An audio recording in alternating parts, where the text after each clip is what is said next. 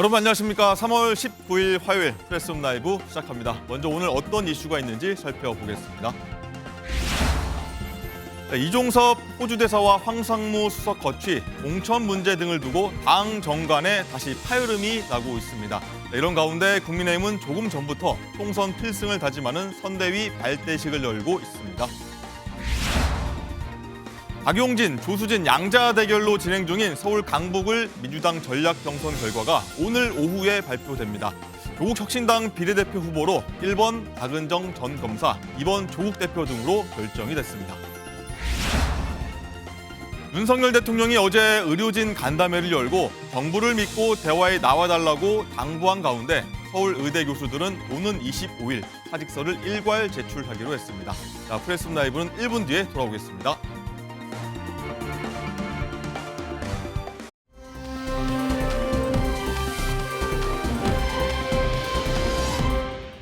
네, 프레스홈 라이브 유튜브 채팅창에서 활발하게 토론하시면요. 시청하는 재미가 2배, 3배가 될 테니까 많은 참여 바라겠습니다. 네, 저희 뉴스 핵심 관계자분들 나오셨습니다. 안녕하십니까? 안녕하세요. 안녕하세요. 네, 오늘은 정부 여당 이슈 먼저 짚어보도록 하겠습니다. 총선을 3주가량 앞두고 예전에 봉합됐던 당정 갈등이 다시 불붙었다는 분석이 나옵니다. 자, 장갈 기자, 대통령실과 국민의힘 한동훈 위원장이 여러 사안 건건이 지금 다른 입장을 보이면서 충돌 양상 보이고 있어요. 그렇습니다. 우선 이종섭 호주 대사를 즉각 귀국을 시키고 황상무 대통령실 시민사회 수석의 거취 결정이 필요하다는 한동훈 위원장의 말에 대해서 대통령실이 어제 반대 입장을 공식적으로 밝혔습니다.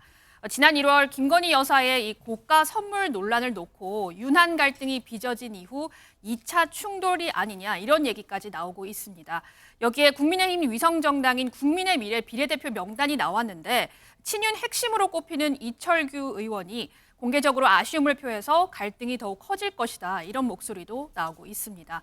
우선 이종섭, 황상무 두 사람에 대해서 한동훈 위원장의 입장은 굉장히 단호한데요. 수도권 그리고 중도 민심을 우려한 것으로 보입니다.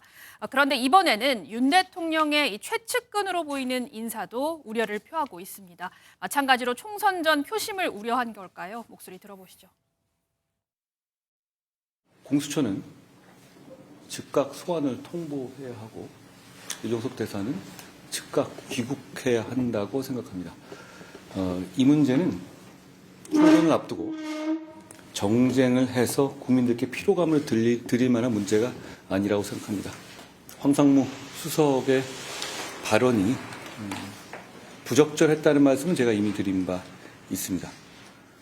국민 눈높이에 맞지 않는 발언이고 본인이 스스로 거취를 결정하셔야 한다고 저는 생각합니다. 한동훈 비대위원장님께서 그렇게 얘기했다는 것은 그만큼 이 총선에 대한 이 간절함이 있다고 저는 봐요. 아, 그러면 대통령실에서도 이종섭 호주 대사 즉각 귀국시키는 게 맞다? 저는 그렇게 생각합니다. 네, 대표적인 친윤 의원으로 불리는 이용 의원도 일단은 한 위원장 발언에 올소 이렇게 공감을 좀 표한 건데 오늘 처음 나와주신 김윤영, 김보엽 대변인께 한번 여쭤보겠습니다. 일단 김윤영 대변인, 일단은 대통령실 입장은 매우 부적절하다. 이런 좀 불쾌함을 좀 내비쳤어요. 그러니까 일단 저는 먼저 말씀드릴 게 이종섭 대사와 황상무 수석은 분리해야 된다고 봅니다. 이종섭 대사 건 같은 경우에는 한동훈 비대위원장이나 윤석열 대통령, 용산 대통령실의 입장이 크게 차이가 나지 않습니다. 네. 공수처가 불러서 수사를 하면 즉각 귀국해서 조사를 받겠다. 그 입장에서는 큰 문제가 없는 건데 이제 황상무 수석 건 같은 경우에서는 보기에 따라서는 당정 갈등으로도 볼 수 있을 것 같습니다. 솔직히 말씀드려서 예. 현장에서 선거를 뛰고 있는 후보 입장에서는 민심을 많이 듣다 보면 그 의견을 반영하고자는 말을 드릴 수밖에 없는 상황이니까요. 근데 저는 한 가지 의문 드는 게 이게 과연 나쁘냐고 말씀들을 하시는데 네. 이게 문제가 되냐는 생각도 듭니다. 그동안 민주당이나 다른 정당 분들께서 수직적 당정 관계를 얼마나 비난을 많이 하셨습니까? 문제가 있으니까 인사권자인 대통령에게 인사조치를 해야 된다고 건의를 드리는 상황이라고 저는 보고 있거든요. 당정에 지금 수평적인 관계로 가고 있다. 그러니까 그동안 얼마나 많은 비난을 했는데 네. 수직적 관계에서 많은 비난을 했는데 그런 점에서 오히려 다른 분들께서 저희에게 대해서 국민의힘이 정상적으로 가고 있지 않느냐라는 말씀을 해야 되는 게 아니냐는 생각이 들고 네. 또 한 가지 더 말씀드리면 황상무 수석권 관련해 가지고는 인사권자인 대통령께서 결심을 할 사항이고 그 사안의 중대한 사항에 대해서는 대통령께서 판단하는 게 맞다고 봅니다. 물론 국민의 입장에서 후보들 입장에서는 듣는 민심이 다르긴 하지만 국정을 운영해야 되는 대통령의 입장도 고려해야 된다고 생각을 합니다. 네, 김보엽 대변인 일단 예. 어떻게 보십니까? 황상무 수석 거치 같은 경우는 김문영 지금 대변인께서는 이건 좀 여지가 있다, 문제 예. 여지가 있다, 갈등의 여지가 있다 봤는데 일단 대통령실의 입장도 좀 불쾌하다는 입장이고 어떻게 쭉 바라보고 계십니까? 오늘 조국 대표를 포함해서 조국 혁신당 비례대표 20분이 용산 대통령실 앞에 가서 기자회견을 합니다. 네. 기자회견 내용 중에도 이종석 전 국방부 장관 문제, 황상무 수석 문제 거론을 할 텐데요. 저는 일부 언론에서 오늘 윤 대통령이 경로했다, 불쾌했다 이런 표현이 등장하던데 과연 이런 사태들을 보면서 대통령이 경로할 일인가? 이건 국민들이 화가 나고 국민들이 창피하고 국민들이 경로해야 될 일이 아닌가 이런 생각이 들고요. 또 한동훈 위원장하고 윤 대통령하고 뭐 갈등이다 그런 얘기가 나오는데 전 잘 이해가 안 갑니다. 한동훈 위원장이 그 두 문제에 대해서 입장을 발표하지 않았습니까? 그러면 두 분이 아주 친한 걸로 아는데 직접 전화하시면 안 됩니까?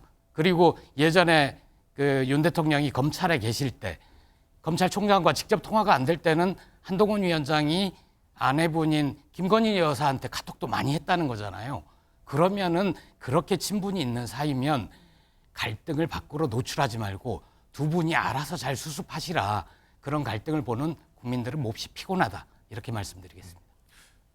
김 대변인 일단은 이 부분에 대해서는 한번 짚고 가야 될 것 같은데 일단 한동훈 위원장이 비대위원장 취임하고 나서는 일단은 연락은 하지 않겠다. 각자 일을 하겠다 이렇게 하지 않습니까? 그러니까 지금 말씀해 주신 부분대로 하면 저희가 완전히 그러니까 정부 여당과 집권 여당과 정부의 운영 프로세스 자체가 마치 사적 관계에 의해서 운영된다는 것처럼 말씀을 해주시는데 그렇게 되지는 않고요. 당연히 대통령실에서 대통령께서 운영하는 국정과 저희 집권 여당의 당대표 비대위원장의 소통이 어떻게 그런 식으로 되겠습니까? 정상적인 루트를 통해서 해야 되기 때문에 당연히 저렇게 정상적인 절차를 밟아서 했다 그렇게 말씀드리겠습니다. 네. 이종무 실장님 일단 네. 국민의힘 상황을 좀 더 살펴보면은 일각에서 불만의 목소리가 나오는 게 일단 특히나 수도권 출마하는 후보들 굉장히 좀 민심이 흔들리고 술렁이고 있다 이렇게 좀 걱정을 많이 하고 있어서 이 부분에 대해서 좀 지적을 하는 거 아니겠습니까? 그렇죠. 지금 목소리를 내는 의원들의 지역구가 다 서울하고 경기도, 수도권입니다. 네. 왜냐하면 수도권 민심은 사실상 다른 어떤 지역과 조금 다르게 부동층이 많다고 하죠. 부동층이라는 건 좀 뒤늦게 결정, 모든 어떤 정보들, 당에 대한 정보나 인물에 대한 정보를 전부 다 파악한 후에 결정을 하겠다, 결심을 하겠다라는 층이 수도권에 많이 포진돼 있습니다. 그런데 지금 선거가 며칠 남지 않은 상황이니까 후보들은 현장에서 바로바로 민심을 직접 느낄 수가 있거든요. 그러니까 수도권 민심이 출렁인다라는 걸 실질적으로 느끼고 그 후보들이 목소리를 함께 내는 게 아니냐. 특히나 아까 말씀을 하셨지만 친윤이라고 불렸던 후보들도 이 안에 많이 포함되어 있습니다. 이 후보들이 이렇게 목소리를 내는 그 가장 큰 이유는 총선 직전이기 때문에 특히 수도권 민심을 다독여야 된다라는 그런 지금 간절한 절박한 어떤 심정이라고 보였습니다. 선거 운동 나가면은 이제 시민들이 이 부분을 지적하고 있다는 걸로 좀 들리신다는 거죠? 그러니까 지적이 아니라 예를 들어서 눈 마주치는 사람들이 적어진다거나 악수를 하는데 피한다거나 이런 느낌이지 일일이 어떤 부분이다라고 지적한다기보다는 그런 민심의 어떤 흐름을 바로바로 느낄 수가 체감을 있다는 한다. 거죠. 예. 그렇군요. 장윤주 대변인님, 부위원장은 어떻게 보십니까? 이 민주당 입장에서는 딱 걸렸어, 호재야 이렇게 조금 자꾸 좀 공세를 펴고 있는 것 같은데. 호재라고 볼 리가 있겠습니까? 예. 이것 자체로 국민들이 겪고 계시는 우려와 불만이 점점 커지고 있기 때문에 네. 이거 자체가 사실 국가적으로 봤을 때도 큰 문제라고 생각하고 있습니다. 특히나 국민의힘 내부에서 본다라고 한다면 한동훈 비대위원장의 리더십도 굉장히 흔들리고 있다라고 볼 수밖에 없을 것 같은데요. 지금 한동훈 비대위원장의 이야기에 따르자면 공수처에서 즉시 소환하고 즉시 귀국해서 수사를 받아라 이런 취지인 것 같은데 그건 너무 당연한 얘기 같습니다. 그 이야기로 국민적인 우려를 불식시키긴 어려울 것 같고요. 그리고 공수처에서 빨리 소환해라. 지금 이런 얘기들이 집권 여당이나 대통령실에서 나오는 것 같은데요. 사실 예전에 송영길 대표가 검찰 수사를 받을 때 본인을 수사를 해달라라고 하면서 검찰청에 자진 출두했던 적이 있었거든요. 그때 국민의힘에서 얼마나 많은 공격하셨습니까? 수사 대상자가 쇼핑하듯이 수사기관이나 수사 시기 선택할 수 없다라고 말씀 주시지 않으셨습니까? 그 얘기를 민주당이 그대로 돌려드릴 수밖에 없는 상황인 것 같습니다. 그렇기 때문에 한동훈 비대위원장은 지금 이 상황을 이 민심이 지금 이반하고 있는 부분에 대해서 대통령실에 더 강하게 요구를 해야 된다라고 강하게 생각하고요. 요구해야 된다. 본질적인 문제는 지금 들어와서 수사를 받는 것 이건 너무나 당연한 얘기인 것 같고 임명 자체가 이루어진 부분에 대해서 문제가 없는지 철저하게 국민들께 설명해야 된다라고 생각합니다. 네, 이 부분은 조금 뒤에 바로 더 이어서 얘기하도록 하고요. 일단은 수도권 서울 상황이 지금 총선 상황이 어떻길래 후보들이 이렇게 토론을 하는 건지 김경률 비대위원 얘기 목소리 한번 듣고 오겠습니다. 한동훈 위원장께서도 섣부르게 총선 전망에 대해서 이야기하지 말라 이런 말씀을 하셨는데 네. 그와 같은 방침에 조금 제가 반기를 들어본다라면 저는 적어도 수도권 그중에서도 서울 같은 경우에 네. 21대 시절의 그런 당선자 인원 수와 크게 어긋나지 않을 것 같아. 예. 제 기억으로 8석 플러스 알파 정도에 머무르지 않을까. 그런 만큼 좀 상당한 위기 의식들을 모두 다 공감하고 있는 것 같습니다. 네, 김경률 비대위원 같은 경우는 어떤 총선 상황을 좀 어느 정도 좀 파악하고 있을 텐데 8석 플러스 알파 정도로 좀 위기감 있게 좀 내다보고 있거든요. 실제로 국민의힘 당내 좀 분위기, 실제로 다른 후보들은 지금 국민의힘 지지율이 좀 착시 현장이다 이렇게 좀 위기감도 얘기하고 있지 않습니까? 그러니까 최근에 당내 일부 또는 보수 진영에서 국민의힘이 수도권에서 압승할 거라는 얘기가 나온 건 사실입니다. 그런데 당 내부에서는 전혀 그렇게 생각하지 않았습니다. 네. 저희가 18대 총선을 제외하고는 늘 수도권에서 저에게 늘 위기였습니다. 그 점을 저희가 너무나 잘 알고 있었기 때문에 저희가 선거 전략을 짬에 있어서 어떻게 하면 좀 더 수도권 민심을 좀 다가갈 수 있을지 많이 생각을 했었는데 이제 어떻게 보면 저희한테 유리한 게 아니라 같은 선상에 출발하게 됐다고 저희는 생각을 하고 있거든요. 그리고 이념 투표가 사라진 이 시점에서 수도권 선거는 솔직히 아주 작은 실수 하나가 큰 참패로 이어지기 때문에 저희가 그 점을 유념해서 선거 전략을 짜고 있고 더 나아가서 수도권 시민들에게 다가가고 있다 이렇게 말씀을 드리겠습니다. 네. 이런 상황에서요. 지금 좀 패널분들이 계속 해왔던 얘기 한번 짚어보도록 할 텐데 장갈 기자, 일단 이종섭 호주대사 출국 논란 관련해서 이제 대통령실과 어제 오전입니다. 공수처 간에 굉장히 진실 공방이 거의 시간 단위로 계속 이어졌었어요. 어떤 내용인지 한번 정리해 볼까요? 우선 대통령실에서는 이종섭 호주 대사가 공수처의 출국 허락을 받고 호주로 부임했다 이렇게 명시를 했습니다. 그런데 한 2시간 정도 지나서요. 공수처가 즉각 반박을 했습니다. 공수처는 이종섭 대사의 출국을 허락한 적도 없고 그럴 권한조차 없다고 말입니다. 또 법무부의 출국 금지 유지가 필요하다는 의견을 제출했다고까지 언급을 했습니다. 이후 대통령실 관계자는 공수처가 수사 의지는 없고 언론 플레이만 한다면서 굉장히 공수처의 입장이 부적절하다라고 재반박을 했습니다. 대통령실이 이처럼 반박에 재반박을 더하자 공수처는 별다른 추가 입장을 낸 상태는 아닙니다. 네. 이종훈 실장님, 일단 네네. 대통령실 보면 공수처가 정치적 의도를 담고서 지금 나서고 있다 이렇게 얘기를 하고 있고 또 이게 또 당정 갈등설을 좀 조기에 차단하기 위해서 대통령실에서 좀 나선 게 아니냐 이런 관측들이 좀 나오고 있는 상황인데 이 상황들 좀 어떻게 어제 상황 쭉 보셨습니까? 그렇다고 해서 이렇게 공수처와 공방을 벌이는 게 당정 갈등을 이렇게 돌린다거나 회피하게 느껴지지는 않을 것 같아요. 실제로 이 이슈 자체가 커질수록 사실 지금 선거 현장에서 뛰고 있는 당의 입장에서는 곤란해지지 않겠습니까? 근데 문제는 대통령실은 지금 이 문제를 확실하게 선을 좀 그으려고 하는 것 같아요. 어떤 부분이냐면 공수처가 수사를 하고 소환을 하고 그다음에 기소 여부를 결정하고 검찰에 이첩을 한다든지 이런 과정들을 확실하게 할 의지가 있다면 사실상 소환을 했을 때 어떤 부분에서 어떻게 다시 소환을 한다거나 이렇게 정확하게 그거를 선을 그어야 되지 않겠습니까? 당연히 호주 대사로 임명한 사람을 불렀을 때는 언제 출국할지도 모르는 그런 피의자잖아요. 공수처 입장에서는 그러면 대통령실에서 이야기하는 건 이겁니다.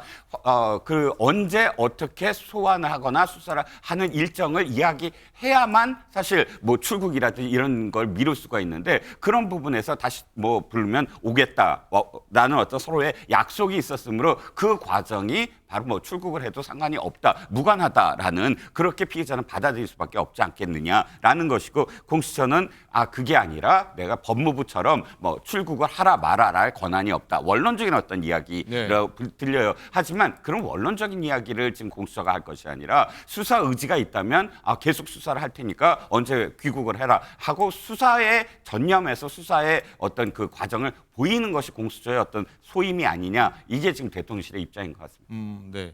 금배업 대변인님, 일단은 이 상황들 공수처와 대통령실이 뭐 소환을 허락했다, 허락하지 않았다, 출금을 했니 안 했니, 이런 보고는 좀 어떻게 이 상황을 좀 지켜봐야 됩니까? 뭐 좀 뱅뱅 도는 느낌이거든요, 사실. 진실공방이라는 제목을 다셨잖아요. 그러면 누군가는 거짓말을 하고 있다는 거고요.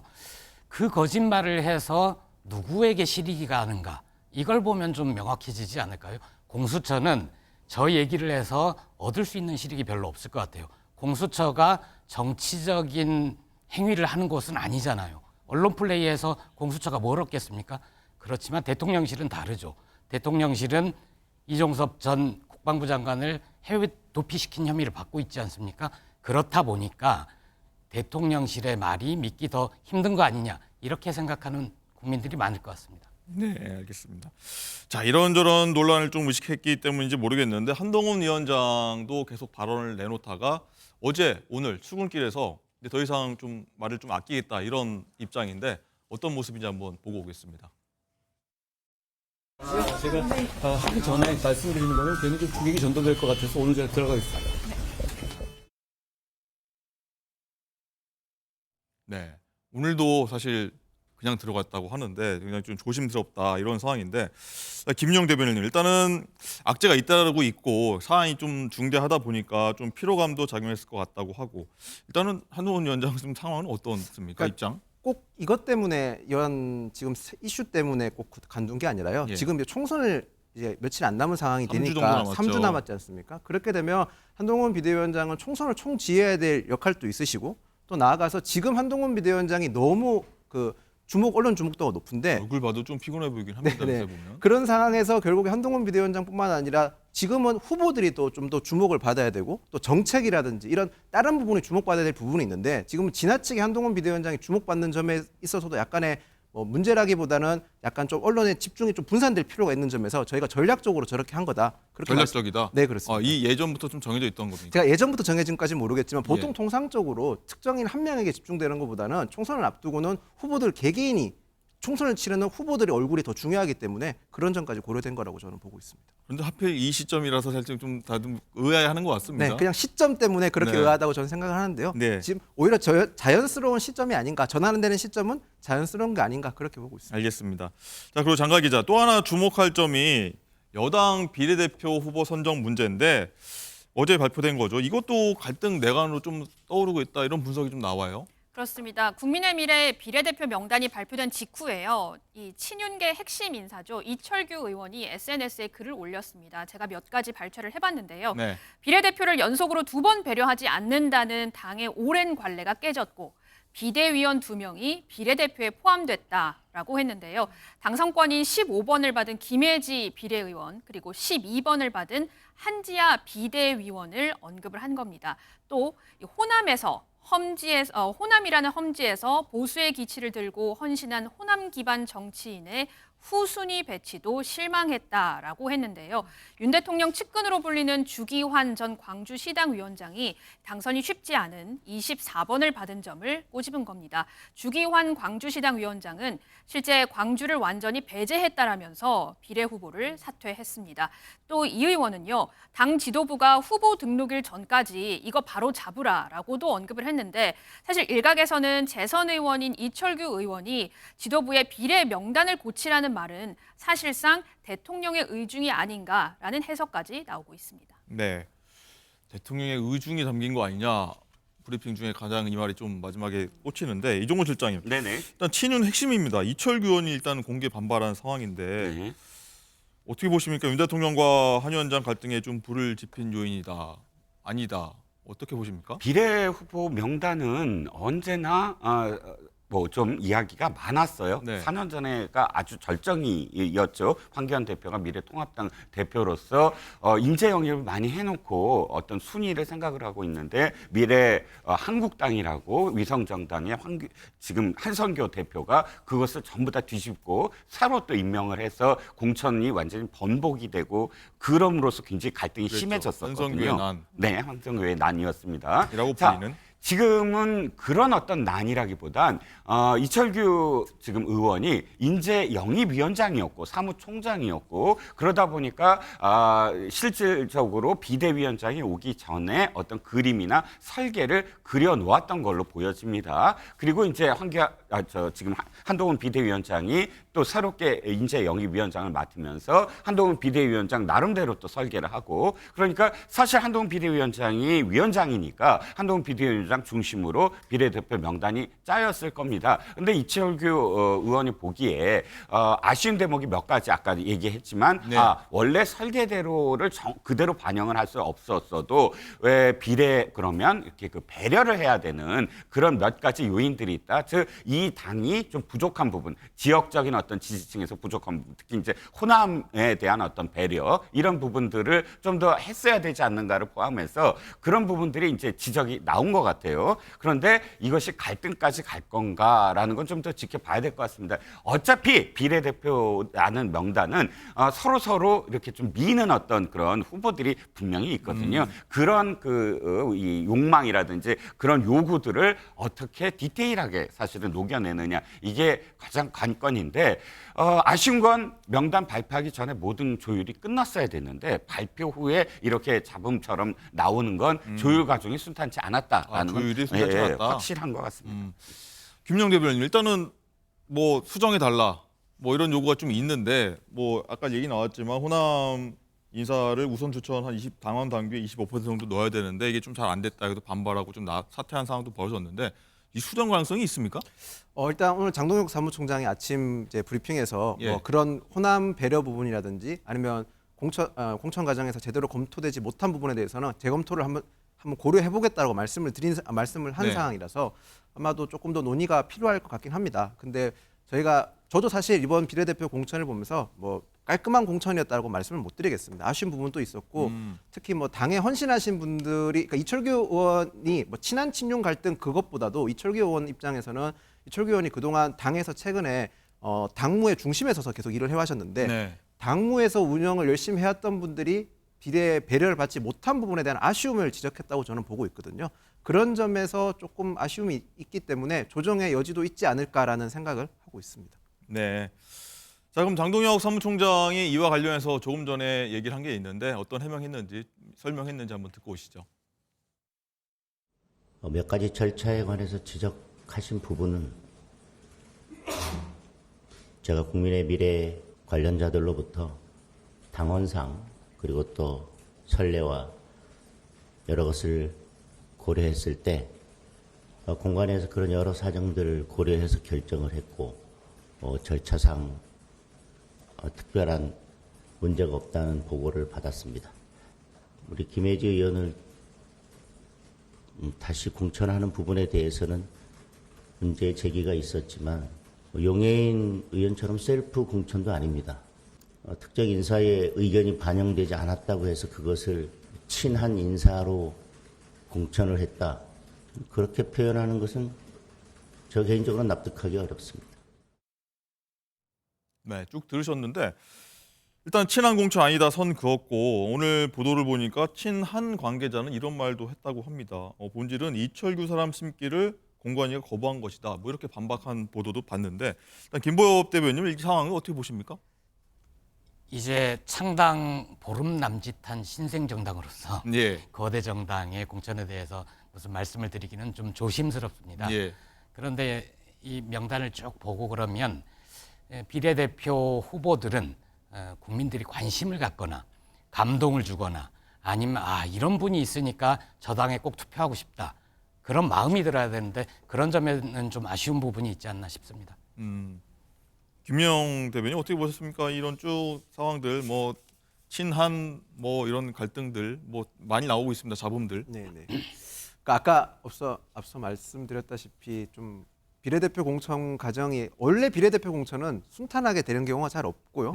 이번에도 마찬가지라고 생각이 듭니다. 특히 저는 다른 것보다 호남의 배려가 잘 안 됐다는 점에서는 조금 아쉬운 부분이 있고요.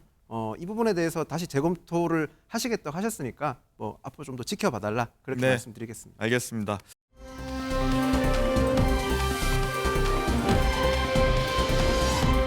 과거 막말 논란 이걸로 인해서 공천이 철회됐던 장해찬 전 청년 최고위원이 무소속 출마를 하겠다고 어제 선언을 했습니다. 이것도 마찬가지로 친윤그룹과 좀 무관하지 않다는 해석까지 나오고 있는 상황인데 우선 어제 장 전 최고위원 얘기 한번 듣고 오겠습니다. 부족하고 철없는 20대 시절의 말실수가 부끄럽지만 그럼에도 수영구 주민과 당원들의 선택을 저버릴 수는 없었습니다. 민주당의 이재명 대표는 형수님에게 패륜적인 쌍욕을 하고도 뻔뻔하게 야당 대표로 전국을 돌아다니고 있습니다. 과거라고 해도 이런 패륜 쌍욕을 한 이재명 대표가 셀프 공천받는 것에 대해서 더 엄격한 잣대가 필요합니다. 이종훈 실장님, 일단 장해찬 전 최고도 일단 친윤계로 분류되고 있는데 일단 무소속 공천 취소에 좀 반발한 거죠. 그렇죠. 무소속으로 나왔는데 네. 어떻게 봐야 됩니까? 한 위원장과의 어떤 갈등이 한 연장선상 한 축으로 봐야 됩니까? 어떻습니까? 후보가 직접적으로 비대위원장에게 갈등을 한다라고 이야기할 수는 없을 것 같고요. 네. 불복을 했지만 그럼에도 불구하고 당에 대한 어떤 애정이라든지 이런 부분들을 많이 어떻게 또 이야기한 것 같습니다. 일단 장해찬 후보를 이해하려고 하는 측면에서는 억울함은 어느 정도 공감이 갑니다. 왜냐하면 여타 다른 후보들, 다른 진영의 다른 후보들과 똑같은 프레임, 그러니까 막말 프레임에 함께 묶을 수 있느냐라는 점이 있죠. 정봉주 후보라든지 양문석 후보가 표현하고 있는 것들은 사실상 어떤 한 정치인을 너무나 말로 표현할 수 없을 정도의 악담으로서 표현하면서 그것들에 대한 어떤 애정 이런 게 전혀 없는 상태로 어떤 의미에서는 또 혐오 발언으로 또 이해될 수 있는 피해자가 적시되어 있고요. 그런 부분과 또 20대의 치기어린 어떤 표현들 적절하진 않습니다만 일기장에서 볼 수 있는 정도의 자신의 어떤 그런 감정을 그대로 배설한 문구들과 똑같이 이렇게 취급당하는 것에 대해서 억울할 겁니다. 하지만 저는 또 개인적으로는 아쉬운 점이 뭐냐면 청년 후보지 않습니까? 그리고 처음 등장하는 것이고요. 이 선거 결과에 불복을 해서 무소속으로 출마했다라는 꼬리표는 아마 당선이 돼서 돌아오든 안 돌아오든 영원히 붙을 겁니다. 네. 그렇다면 청년 정치가 무엇인가? 청년 정치가 과연 그런 당의 결정에 불복하는 것인가?라는 그런 그 질문에 영원히 또 자유로울 수 없거든요. 네. 그러니까 그 부분은 참 아쉽게 여겼습니다. 장윤주 부위원장님, 일단은 장해찬 전 최고가 이재명 대표 언급하기도 했고요. 끌어들였는데 일단 부산 수영에서 3명의 후보가 일단 크게 보면 붙은 건데 어떻게 보십니까? 당에서는 이 구도, 판세? 사실 장해찬 전 최고위원이 공천이 취소되고 무소속 출마까지 결행하게 되는 원인이 본인의 과거라고는 하지만 20대 때 막말 때문에 여러 논란 속에서 그런 결과를 빚은 것이 아니겠습니까? 이재명 대표 때문에 공천이 취소된 게 아니지 않습니까? 그렇기 때문에 사과를 하시면서 기자회견을 하시면서까지 이재명 대표 이야기를 하는 것 자체는 지지자들에게는 소구력이 있을지는 모르겠지만 적어도 중도에서 보시는 국민들 입장에서는 사과의 진정성이 있는가에 대해서 다시 한번 또 되돌아볼 수밖에 없는 지점이 될 것 같습니다. 그런 측면에서는 좀 아쉬움이 남고요.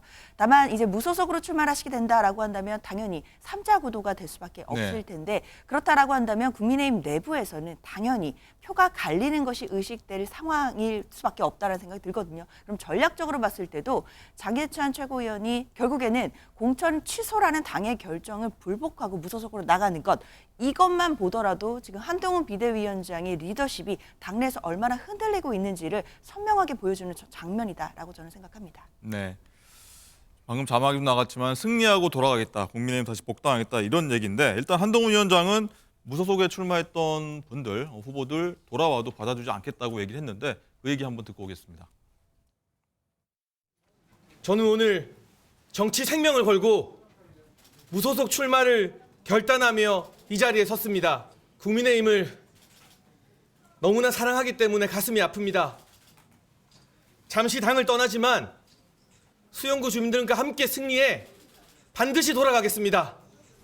무소속 출마하는 본인의 어떤 선택이지만 당선된 다음에 다시 복당한다. 이런 생각이라면 저는 그런 일을 절대 허용하지 않을 것이라는 점을 말씀드립니다. 한동훈 위원장님과 당 입장에서는 그런 이야기를 할 수밖에 없다는 점을 충분히 공감하고 존중하고 있고요. 다만 역대 모든 총선에서 정치에서 부득이하게 무소속으로 나갔다가 살아 돌아온 사람들이 복당이 안 된 전례가 단 한 번이라도 있습니까? 없다고 보고 있고 네. 민심을 막을 수 있는 것은 아무것도 없습니다.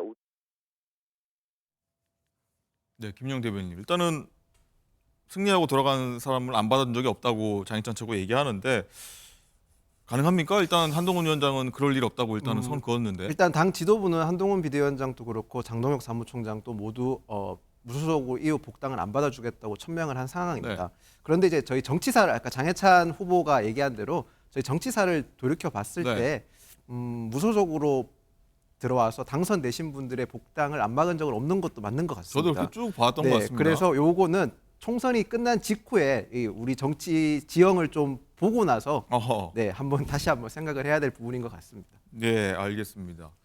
이종훈 실장님, 일단은 이종섭 대사, 황상무 수석 논란, 비대공천, 무소속 출마 저희가 쭉 지금까지 얘기를 해봤는데 일단 한 위원장한테 주어진 과제가 산적해 있고 타겟책, 돌파책 마련해야 될 것 같은데 제언을 하실 수 있다면요, 어떤 게 있을까요? 한동훈 비대위원장의 지금 고비, 두 번째 고비일 것 같아요. 예. 첫 번째 고비는 지난번 일요일 날 대통령실과 함께 회의를 했던 것이 이제 언론에 나오면서 첫 번째 고비였고 네. 두 번째 고비를 맞이했습니다. 한동훈 비대위원장이 정치 입문한 게 그래봤자 지금 3개월도 안 됐거든요. 그런데 그러니까 이런 고비들은 늘 올 거고요. 또 총선에서도 사실상 한 당의 지지율이 한 달 이상을 계속 가는 적은 없습니다. 이 고비가 당연히 있을 거고 그런데 정치는 곧 이 타이밍의 예술이자 그다음에 설득의 예술입니다.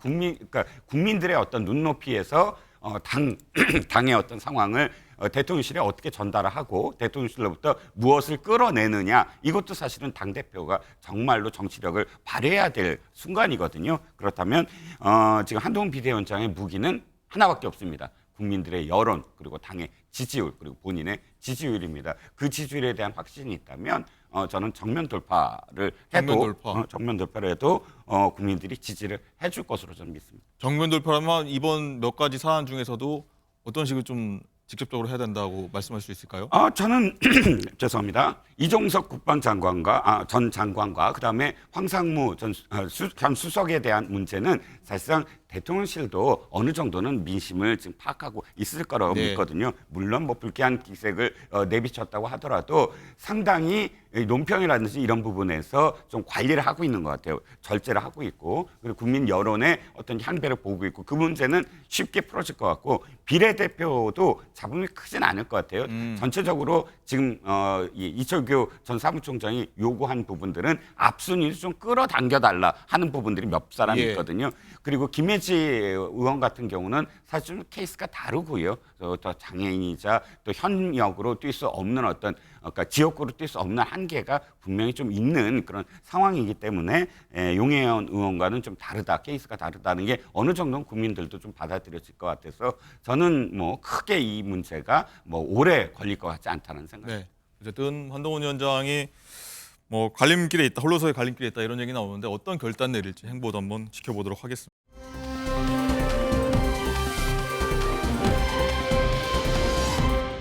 자, 더불어민주당으로 한번 시선을 옮겨보도록 하겠습니다. 노무현 전 대통령 비하 발언으로 검증 논란 겪고 있는 경기 안산갑 양문석 후보 어제 봉화마을 참배하고 있다, 사과했다 이런 얘기 저희가 전해드린 바 있는데 장가 기자, 일단은 친문과 친노계가 친명계하고 좀 맞선 모습이었는데 일단 공천 유지로 일단 일단락이 좀 되는 모습이에요. 네, 여러 공관위원들이 양문석 후보에게 도덕성 평가 0점을 줬다는 얘기, 그리고 경선 자격을 주는 것 자체가 문제가 있다는 얘기, 이런 지적도 있었고 또 문제 발언을 지적하는 공관위원과 양문석 후보의 언쟁도 있었다, 이런 것들이 전해지고 있는데요. 네. 오늘 김부겸 상임 공동 선대위원장이 이런 얘기를 했습니다. 양문석 후보의 발언, 표현이 정상적이지 않다. 그래서 재검증을 당에 요청해 놨다라고 했고요. 시간이 지난다고 묻혀질 일이 아니다라고까지 강조를 했습니다. 하지만 이재명 대표는 말이 지나치긴 했지만 이 책임은 국민이 판단할 것이라면서 공천을 유지할 뜻을 보였고요. 또 한민수 대변인도 고 노무현 대통령에 대한 표현은 과하지만 공천 자격을 논할 것까지는 아니다라고 했습니다. 여기에 어제 유시민 전 노무현 재단 이사장도 양 후보를 옹호하는 듯한 발언을 했습니다. 한마디로 넌센스라고 저는 보는데, 저 개인적으로도 그렇고 이제 직전 노무현 재단 이사장으로서도 마찬가지예요. 그러니까 일단 우리나라 국회에는 노무현 대통령을 비하하고 조롱하고 비방했던 정치인이 한두 명이 아니에요. 아주 많습니다. 네. 그러니까 이 얘기는 이제 진보 개혁 진영 내부의 문제죠, 이게. 그걸 가지고 너는 공직자가 될 자격이 없어라는 이제 진입장벽으로 그걸 쓰는 거는 그거는 노 대통령을 모욕하는 행위라고 저는 봐요. 대통령이 지금 살아 계셨으면 네. 참 한번 오락해라. 그런 정도로 끝낼 일이지. 이걸 가지고 무슨 아니 돌아가시고 안 계신 노무현 대통령 애달캐달 하지 말고 살아있는 당대표한테나 좀 잘하라고요. 무슨 이게 이런 일이 왜 불거졌다고 보십니까? 그 누가 양문석을 쫓아내고 싶은 사람이 있는 거죠. 그런 것 같죠. 그러니까 뒤에서 범퍼질하고. 네, 쭉 들으셨습니다. 김영 대변인 어떻게 들으셨습니까? 일단은 유시민 전 노무현 재단 이사장 의중도 중요하지 않습니까? 당사자일 네. 수도 있으니까 일단은 포용하자 이런 뜻이에요. 저는 일단 이거 말씀 듣는 순간 이재명 총선 결과는 안 나왔지만 이재명 대표가 이번 총선의 최후의 승리자가 됐다고 생각을 했습니다. 네. 이번 공천이 친명을 위한 공천이었는데 아예 주도 세력 자체를 완벽하게 친명으로 바꿨다. 사실 노무현 대통령의 추종하는 민주당 내에 노무현 대통령을 지지하는 세력들이 많았지 않습니까? 그 지지 세력이 완벽하게 이제 이재명 대표가 됐고 이재명 대표가 완벽하게 당권을 장악했다. 총선 결과에 상관없이 당권과 그리고 이어져는 대권까지 무난하게 후보 자격을 가질 수 있을 거라는 완벽한 아스팔트를 깔았다고 저는 봤습니다. 그렇기 때문에 뭐 총선 결과에 상관없이 이재명 대표는 승리자가 이미 된 것 같습니다. 네. 김보엽 대변인 어떻게 생각할지 좀 궁금합니다. 일단은 네. 지금 정세균 현 노무현 재단 이사장은 조금 화가 많이 좀 나 있는 격앙된 상태인데 전 이사장인 유시민 전 이사장이 일단 좀 묻고 가자, 일단 받아들이고 가자. 일단 이런 취지로 얘기했는데 이 상황을 어떻게 보고 계십니까? 역시 민주 진보 세력의 본진인 민주당 공천 문제여서 말씀드리기 좀 조심스러운 측면이 있습니다. 하지만 이 노무현 대통령을 좋아하는 분들 중에도 양문석 후보자의 저 표현이 수용이 어렵다 이렇게 생각하시는 분들도 있고 아니다 공천 이제 마무리 국면인데 우리가 중요한 총선 앞에서 좀 단결해야 이길 수 있지 않느냐 이런 현실적인 측면을 생각하는 분들도 있을 것 같아요. 근데 양문석 후보가 원래는 통영 쪽에 계셨죠. 그리고 경남 도당위원장이었을 겁니다. 그런데 이제 당내 갈등을 증폭시키는 굉장히 자극적인 표현을 쓰면서 그쪽 지역으로 옮겼고 또 다른 한 분도 강원 도당위원장을 하다가 은평으로 오신 분도 있고 이런 문제가 있다 보니까 안 그래도 갈등이 있는 양쪽 분들이 다시 또 이게 불거지지 않을까 저는 그게 좀 우려됩니다. 네. 장윤주 부위원장 어떻게 보십니까? 단결하자. 이제 총선 앞두고 있으니까 크게 뭐 개파 갈등으로 일단 비춰진 부분이 있었으니까 일단 정리하고 우리 단결하자 이렇게 받아들여야 됩니까? 뭐 그런 측면도 분명히 있는 것 같은데요. 일단 발언 자체가 부적절한 것은 뭐 다 공감대가 있는 것 같습니다. 다만 막말이라고 하더라도 사실 모두 공천을 취소하거나 뭐 조치를 취하기 전에 그 기준도 좀 정해야 된다라는 것도 내부적으로 나오는 목소리 중에 하나라고 봐야겠는데요. 사실 그러니까 뭐 특정인을 옹호한다 뭐 이런 취지라기보다는 이재명 대표가 이야기했던 기준도 결국 정치인에 대해서 비판을 하는 것은 표현의 자유의 영역에서 좀 넓게 허용이 되어야 되는 것인 반면에 주권자인 국민이라든가 또는 사회적인 약자에 대해서 폄훼하거나 비하하는 것 용납될 수 없다라는 것도 또 하나의 하나의 기준이 될 수 있다고 생각합니다. 그런 차원에서 본다라고 한다면 지금 양문석 후보가 과거의 발언들 물론 부적절하지만 당 내에서 특히 이제 지도부 차원에서는 여러 가지 기준점들을 살펴보았을 때 조치를 할 정도까지는 아니다라고 보는 것도 한 기류임은 분명해 보이거든요. 그런 것 자체가 지금 당이 공천을 이제 막바지 관계로 가는 중이기 때문에 총선을 앞두고 단합하고 원팀으로 가야 된다는 그런 메시지와도 결을 같이 하는 것 이렇게 볼 수 있을 것 같습니다. 네. 이재명 대표도 어제 서울 마포구 유세 현장에서 이 문제에서 답을 했는데요. 어떤 얘기했는지 한번 듣고 오겠습니다. 양문석 후보의 발언 지나쳤죠. 그리고 사과해야죠. 과거에도 사과했던 걸로 압니다. 또 사과하고 있습니다. 그 이상의 책임을 물을 것인지는 우리 국민들께서 판단하실 걸로 생각합니다. 우리 어제 곽상은 또 노무현 대통령이 사위 되시는 분께서 저한테 그렇게 조언을 해주더라고요. 잘못한 건 맞다. 나 국민이 판단할 거다. 그러고 이런 말을 꼭 해달라고 했습니다. 갑자기 왜 국민의힘이 노무현 대통령 조롱에 대해서 저렇게 흥분을 할까? 갑자기 왜 노무현 대통령을 저렇게 위하는 조직이 됐을까? 이상하지 않습니까? 그런 얘기를 하려면 자신들이 과거에 했던 발언부터 반성하셔야 된다. 양문석 후보 같은 경우에는 근데 양문석 얘기는 그만하시면 좋겠어요. 전통위원 시절에 그 KT로부터 네, 양문석 얘기는 이제 그만하시고 딴 얘기 해주시면 좋겠어요. 네.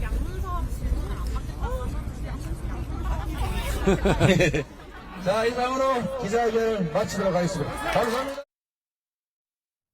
네, 기자들은 사실 궁금할 수밖에 없습니다. 양문석 후보 질문 계속했더니 그만합시다라고 마무리했는데 이종호 실장 일단은 노 전 대통령 사위죠 곽성원 후보 얘기를 하면서 이제 판단은 국민이 할 거다 이렇게 일단 이재명 대표가 정리를 했거든요. 어떻게 보셨습니까? 씁쓸합니다. 곽성원 후보는 지난 4년 전에도 선거에 나왔다가 낙천한 사람이고 그때도 지금도 어쨌든 노무현 대통령의 사위라는 네임으로 등장을 하고 또 면죄부까지 주는 그런 자격이 있는지 사위가 아니라 하나의 어떤 정치인으로서 독립된 그런 정치인으로 평가를 받아야 되지 않을까 하는 생각이 들고요. 두 번째 유시민 전 이사장의 발언 역시 대단히 전 부적절하다고 봅니다. 민주당은 때만 되면 언제나 노무현 대통령의 정신을 이야기하고 또 김대중 대통령의 정신을 이야기합니다. 그 정신을 이어받았다는 정당이라면 최소한 이런 어떤 표현, 그러니까 뭐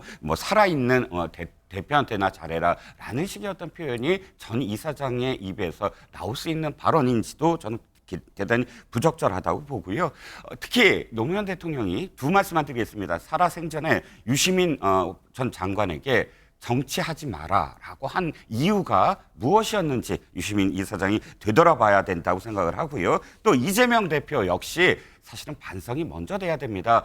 아이디 정의를 위하여라는 그런 아이디가 노무현 대통령이 그때 돌아가신 이유인데 부엉이 언덕을 운운하면서 그 고인이 된 그 고인을 굉장히 비하하는 발언을 올렸는데 이재명 당시 성남시장 어떻게 하셨습니까? 거기에 좋아요 멘션 올린 장본인이에요.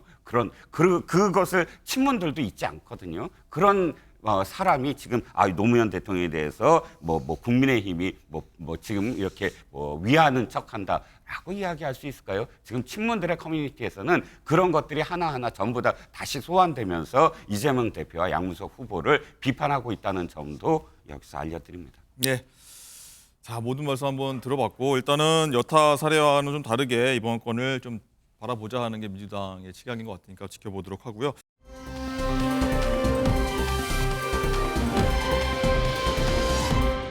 자, 민주당의 다른 이슈 하나 더 있습니다. 서울 강북을 저희가 한 달 내내 지금 얘기하고 있는 것 같은데 일단 목발 경품 발언 논란됐던 그리고 거짓사가 논란됐던 정봉주 전 의원이 사퇴를 했고요. 공천 취소가 됐고요. 어제 기자회견까지 한 번 더 했는데 어떤 얘기했는지 한번 듣고 오겠습니다. 오늘 저는 정치인 정봉주로서 20년 만의 열정적 재도전을 멈추려 합니다. 여러분과 함께 행복했습니다. 하지만 짧았던 행복을 뒤로하고 지금은 진격의 시간입니다. 공천 배제 이후에 이재명 대표님하고 통화하시거나 소통하신 거 있으시면 내용 공유 부탁드리겠습니다. 말씀 안 드리겠습니다. 양문석 후보랑 김우영 후보 둘러싼 논란. 과거 오래전 본인들이 좀 성찰이 부족했던 시절의 그 발언으로 앞으로 미래로 나가는 정치인의 발목을 잡는 것은 저 정봉주가 마지막이 됐으면 좋겠습니다. 조수진 후보의 건투를 기원하겠습니다. 공천 취소 관련해서 이제 본인의 입장을 한번 마지막으로 밝힌 것 같고, 일단 조수진 전략 경선에 나서는 조수진 후보 건투를 기원한다 이렇게 얘기를 했는데, 장갈 기자, 일단은 조수진 후보의 건투를 빈다고 했는데 과거 이재명 대표 행보에 대해서 조수진 후보가 부정적 견해를 좀 드러냈던 사실이 좀 뒤늦게 하나 더 알려졌어요. 어떤 내용이죠? 그렇습니다. 한 두 가지 정도로 추릴 수 있을 것 같은데요. 한 언론 보도에 따르면 조수진 후보가 2022년 한 언론 인터뷰에서 이 대표의 대선 패배에 대해서 언급한 게 있습니다. 한 번도 정치해보지 않고 검찰총장에서 대통령으로 직행한 분께 졌다는 건 박빙이 아니고 크게 진 거다라고 했고요. 또 여기에 이재명 대표의 강성 지지층에 대해서도 강성 지지층은 확장성이 없다. 강성 지지층은 자신들의 의견 외에는 들을 생각이 없다고 했습니다. 또 지난해 또 국회에서 이재명 대표의 체포 동의안이 가결됐을 당시에는 부결 요청은 명백한 잘못이다. 방탄단식 아니라는데 힘을 잃었다고 했습니다. 그런데 어제 조 후보가 한 라디오에 나와서 한 발언도 주목받고 있는데요. 조 후보는 저는 친명도 아니고 비명도 아니고 개혁 인사다라고 했고요. 또 지금은 이재명 대표를 중심으로 뭉쳐서 총선에 승리해야 한다고 생각한다. 이렇게 언급을 했습니다. 네. 김보엽 대변인, 예. 일단은 정봉주 전 의원이 일단은 건투를 빈다고 좀 약간 미는 듯한 뉘앙스를 풍겼고, 일단은 조수진 후보 자체가 친명계 쪽에서 약간 밀고 있다 이런 식으로 봐야 될 것 같은데, 일단은 이런 상황이 좀 나오면서 이재명 대표 쪽일까요? 일단 민주당 강성 지지층 사이에선 여러 얘기가 좀 퀘스천 마크가 좀 달릴 것 같아요. 어떻게 보십니까? 아까 화면에서 보인 강성 지지층의 비판을 받았다는 조수진 후보죠, 이제. 예. 후보의 발언 중에 저는 뭐가 문제가 되는지 모르겠어요. 이게 도대체 뭐가 문제지? 변호사로서, 개혁 인사로서 어떤 사안에 대해서 논평을 하고 비판을 할 수 있는데 거기에 대해서 견해가 다르면 이게 심각한 문제인가? 반드시 이재명 후보를 칭찬을 하고 이재명 대표죠, 죄송합니다. 네. 이재명 대표를 칭찬만 하고 비판을 하면 안 되는가? 그거는 강성 지지층이 좀 마음을 넓게 쓰셔야 된다. 집권을 하고 집권 여당이 되고 그러려면 날개를 크게 펼쳐야 되지 않습니까? 중심을 분명하게 세우고 생각이 좀 다른 사람들도 손을 잡고 설득하고 토론하고 그래야지 당신은 나랑 생각이 좀 다르네? 당신은 아니야. 이렇게 내치는 건 저는 바람직한 태도가 아니라고 봅니다. 네. 자, 조수진 후보하고 경선에 나서는 박용진 의원 얘기도 한번 해보도록 하겠습니다. 어제 서울 강북을이 아니라 광주에 가서 지지 호소를 했습니다. 전국 당원 투표가 이제 상당수를 차지하기 때문인데, 박 의원은 일단 호남에서 강북을 후보 뽑아달라고 호소하는 게 좀 상황이 기가 막히다 이런 얘기를 했는데 한번 듣고 오시죠. 더불어민주당이 서울 강북구 의뢰에 후보를 뽑아달라는 호소를 이렇게 전주에 와서 해야만 하는 이 기막힌 상황입니다.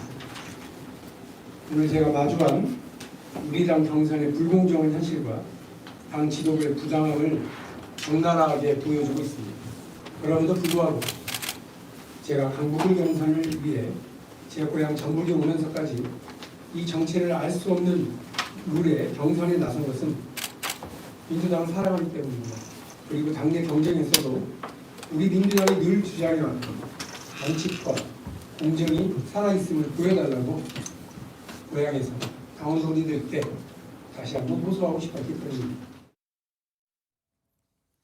이동훈 실장님, 일단은 오늘 오후에 이제 경선 결과가 발표되지 않습니까? 오후 6시 이후 저녁이 될 것 같은데 전국 당원 투표로 상당수가 70%인가요? 전국 그렇죠. 당원 투표로 일단은 좀 이례적인 상황 같다는 분들이 많이 있는데 축구로 치면 몇 골 내주고 시작하는 건가요? 이 표현 자체가. 골이 예를 들어서 뭐 90분 남아 있는데 10골이다. 그래도 가능성은 있죠. 네. 가능성은 있습니다. 그런데 지금의 상황은 전후반 90분 다 지나가고 추가 시간 뭐 3분 주어졌는데 다 지나가고 10초 남았습니다. 네. 딱 10초 남았는데 10대 0이다. 그럼 못 이기잖아요. 거의 그런 상황이죠. 왜냐하면 박용진 후보는 30점을 감점을 받아야 되고 하위 10%니까요. 그런데 상대 후보인 조수진 후보는 여성에다가 또 정치 신인입니다. 25%를 또 가점을 받거든요. 네. 그러면 이 격차는 사실상 거의 불가능에 가깝다고 봐야 되겠죠. 55%포인트 격차니까요. 그런데도 불구하고 박용진 의원의 사실 전 용기라고 봅니다. 용기다. 끝까지 도전을 하고 끝까지 내가 최선을 다하겠다라는 모습을 역사에 기록하고 싶다라는 것이고요. 저는 저런 서사가 하나의 어떤 정치인을 또 다른 어떤 레벨로 평가받을 수 있는 계기라고 생각을 하거든요. 그래서 패배를 보이면 누구나 예상하는 그런 경기에 그래도 나는 출전한다라는 박용진 후보의 어떤 입장에 저는 어쨌든 박수를 보내고 싶습니다. 네. 개인적인 생각입니다. 알겠습니다. 그리고 사실 박용진 후보 같은 경우는 이재명 대표가 왜 이렇게 하는지 모르겠다고 계속 비판을 해왔지 않습니까? 근데 김부겸 선대위원장이죠. 이재명 대표가 이번에 박용진 후보 자체에 대해서 조금 기회를 더 주자 이런 식으로 발언을 했다고 하는데 그 얘기도 한번 듣고 오겠습니다. 저는 이제 제일 처음에 보통 이제 경선을 했지만 그 중에서 1등하는 후보가 문제가 생겼을 때는 그냥 2등한테 준 뭐 그런 사례가 전남도 순천 사례도 있고 이래서 예. 뭐 그냥 주면 안 되냐. 예. 이제 이래 했더니 아마 이 대표도 그런 어떤 입장을 표현을 했는데 아마 최고위원들이 그건 일단 경선의 진부는 말하자면 재책이 돼야 된다. 뭐 이렇게 이야기를 했던 모양이에요. 이재명 대표도 차점자 주자 그러셨어요? 차점 줄 수 있는 거 아니냐 그랬다고 그러네요. 그 회의에서. 그랬는데 뭐 결과적으로 이렇게 됐으니까 제 생각에는 그럼에도 불구하고 참 이 어려운 룰의 조건에도 불구하고 끝까지 어떤 당을 위해서 자기가 이 경선에 끝까지 참여하겠다 이런 모습을 보면 난 박용진 의원이 정말 대단히 고맙습니다. 네, 김부겸 위원장 얘기를 빌리자면 어쨌든 이재명 대표는 박용진 후보한테 승계를 해주자 이런 얘기를 했다고 합니다. 어쨌든 상황을 한번 더 지켜봐 보도록.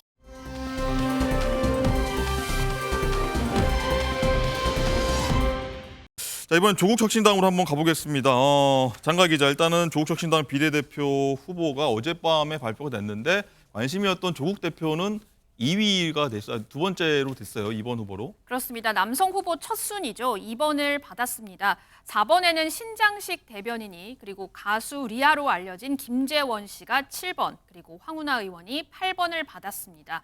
비례대표 순위를 매기는 투표 결과가 나오기 전에는 조국 대표를 전략적 후순위에 배치하는 게 아니냐 이런 분석도 있었지만 조국 대표는 이를 일축했었죠. 목소리 들어보시죠. 어차피 조국은 될 것이니 다른 사람에게 표를 줘야겠다. 이렇게 하시는 분도 있습니다. 저를 압도적 1위로 만들어 주십시오. 일단 제가 정치인이 되었기 때문에 선한 권력 의지를 공개적으로 표출해야 한다고 생각합니다. 뭐 도덕적 겸양을 떨거나 이렇게 하지 않겠다라고 이제 결심을 했고요. 사실은 또 이제 그날 당일에도 얘기를 했습니다만은 제가 단순히 비례 국회의원 되는 거 말고 4월 10일 이후에 또 조국혁신당이 계속 존재할 건데 당내 지도력을 확보하는 문제도 있습니다. 네, 김보엽 대변인님, 일단은 조국 대표가 그래도 한 10번 정도에 넣으면서 좀 자신감, 이번 선거에 자신감을 보이지 않을까 했는데 도덕적 교양 떨지 않겠다는 말대로 그냥 이번에 딱 넣습니다. 이거 어떻게 좀 바라봐야 됩니까? 아니 그게 불가능합니다. 왜냐하면 조국 대표가 비례 후보 순위를 정했으면 나는 좀 뒤로 갈게 이렇게 할 수 있을지 모르겠지만 조국 혁신당은 이번에 비례 후보 순번 지정을 위한 투표를 했거든요. 당원과 선거인단으로 참여한 국민들이 투표를 해서 어제 결과가 발표됐는데 한 13만 명 넘는 분들이 투표를 해서 결정을 다 많이 투표를 받은 분이 상위 순번, 못 받은 분들이 후순위 이렇게 결정했기 때문에 조국 대표가 결정할 수 있는 게 아닙니다. 네. 어쨌든 보면은 반윤 검사라고 하는 박은정 전 검사가 1번에 올렸고요. 일단 울산시장 선거 개입 의혹에 불거졌던 실형 선고 받았죠. 일단은 2심까지. 황운하 의원도 8번 받았는데 이 부분에 대해서는 어쨌든 보면은 당에서는 고민 좀 했을 것 같은데 일단 투표로 결정됐다고 하지 않았습니까? 예. 뭐 어떻게 좀 바라보고 계십니까? 이 결과? 반윤 검사라는 표현에 대해서는 제가 좀 이견이 있습니다. 네. 윤석열 검찰 독재 정권으로부터 탄압받은 인사들이 조국 혁신당에 많은 건 사실입니다. 그리고 창당된 지 얼마 되지 않았는데도 3년은 너무 길다. 검찰 독재 정권 조기 종식 이런 선명한 슬로건에 많은 국민들이 지지와 성원을 보내주시는 거 아닙니까? 그렇다 보니 이분들이 투표를 해서 상위 순번으로 결정이 됐고 당선권에 배치가 되는 건 아주 자연스러운 흐름이다. 이렇게 말씀드리겠습니다. 어떻게 보면 비례대표가 다양한 역할, 사회에서 다양한 역할을 맡긴 분들한테 기회를 주고 예. 역할을 맡기는 건데 일단 일각에서는 인기 투표 방식으로 너무 진행된 게 아니냐, 앞순번 이렇게 받은 거 아니냐 지적이 있는데 예. 여기까지 한번 질문 드리겠습니다. 투표는 모두 인기 투표적인 성격이 있지 않나요? 네. 대통령 선거, 총선 모두 자기가 좋아하는 사람, 자기가 지지하는 사람한테 투표를 하는 건데 거기에 인기 투표식이다라는 건 좀 뭔가 비하하려는 의도가 있는 것 같고요.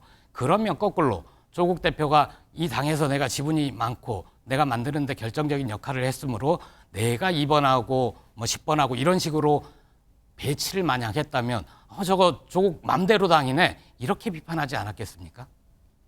알겠습니다.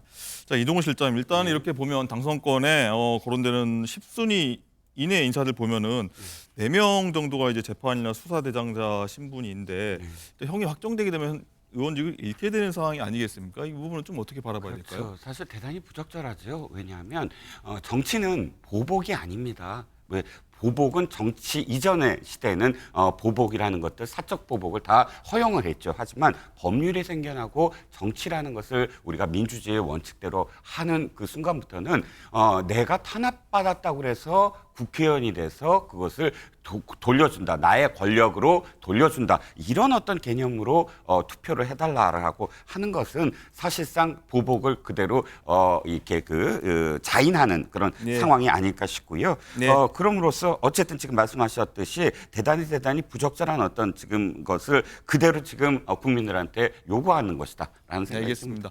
윤보엽 대변인 여기에 대해서 반론 한번 하시자면요. 1987년에 많은 시민들이 거리에서 독재타도 호언철폐 이런 구호를 외쳤습니다. 그 시민들이 과연 군사 독재 정권에 보복하기 위해서였을까요? 전 그렇게 생각하지 않고요.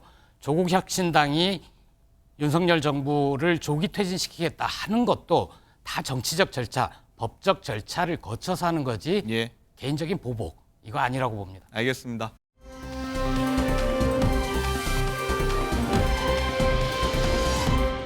라이브 픽입니다. 황선홍 감독이 임시로 지휘봉을 잡은 축구대표팀이 월드컵 예선을 앞두고 소집 훈련을 시작했습니다. 먼저 소집된 인원은 처음으로 태극마크를 단 울산의 주민규와 광주 정호연 등 17명, 그리고 손흥민과 김민재, 이강인 등 해외파 선수 6명은 귀국 일정으로 첫 훈련에는 참가하지 못한 것으로 전해집니다. 최근 클린스만 감독 경질과 함께 협회 직원과 선수가 카드놀이를 한 사실까지 드러나는 등 잡음이 끊이질 않았는데요. 손흥민 선수는 그 후유증을 보이듯 손가락이 아직 퉁퉁 부어있는 상태로 어제 귀국하기도 했습니다. 여론을 의식해서였을까요? 훈련은 초반 15분만 공개되고 선수 인터뷰도 없이 언론과의 접촉이 최소화됐는데요. 실망을 드린 것에 만회하기 위해 최선을 다해 경기에 임해야 한다. 황선홍 감독의 말처럼 우리 선수들 어수선한 분위기를 바로잡고 다시 한번 원팀으로 거듭나길 바랍니다. 2020 도쿄올림픽 양궁 3관왕 안산 선수의 SNS가 논란입니다. 지난 16일 안산 선수는 SNS에 국제선 출국 일본행이라고 적힌 국내 일본 풍주점 전광판 사진에 한국의 매국노 왜 이렇게 많냐고 적었는데요. 이후 온라인 커뮤니티 등에 공유되면서 해당 주점에 대한 악플이 쏟아졌습니다. 논란이 확산되자 이 주점 브랜드 대표는 자신의 SNS에 루머와 억측으로 한순간에 저는 친일파의 후손이 저의 브랜드는 매국 브랜드가 됐다 하소연했는데요. 자영업연대도 자영업자 전체를 모욕했다며 안산 선수를 명예훼손으로 고소했습니다. 안산 선수 글에 누리꾼들은 요즘 일본인지 한국인지 모를 정도로 일본어 술집이 많아 불편하다.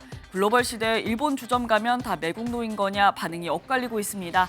안산 선수 이번 일에 대해 입장을 빨리 밝혔으면 하는 바람이네요. 지금까지 라이브 픽 전해드렸습니다.